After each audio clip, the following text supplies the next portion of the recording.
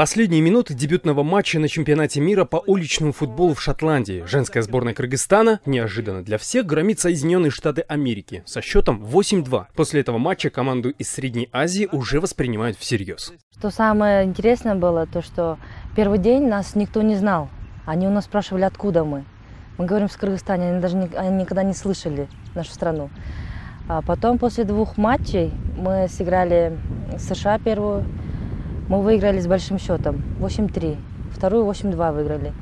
И спустя через 2 дня они начали подходить с телефонами, открывать карту, спрашивать, покажите нам, где ваша страна находится.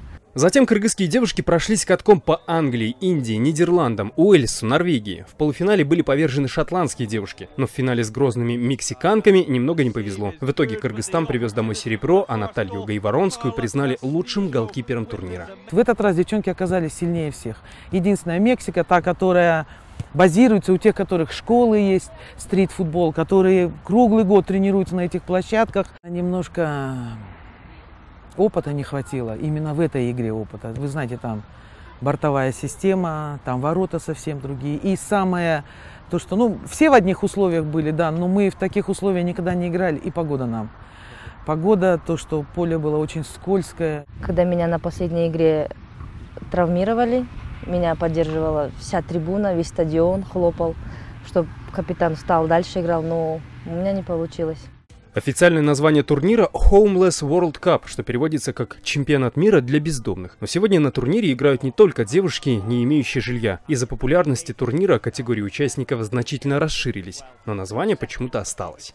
У нас в команде были и воспитанники детских домов, и из больших семей, из малообеспеченных семей. В этом году в нашей команде выступала Кумишбек Казыназик.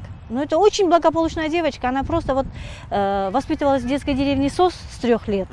Потом пришла к нам на уличный футбол в 10 лет, на фестиваль. Мы ее увидели, Гульбарсман ее увидел. Говорит, талантливая девочка, давай я ее к себе заберу в команду. Задача Федерации уличного футбола вовсе не победы в соревнованиях. Основная философия – привлечь к занятию спортом детей из детских домов, попавших в трудную жизненную ситуацию, и через футбол помочь найти себя в жизни. Мы должны привлекать детей с улицы, потому что улица, она богата соблазнами, и воспитанники детских домов действительно, они не ограждены. Здесь в нормальных семьях ребенка не удержишь дома, а здесь, естественно, среда.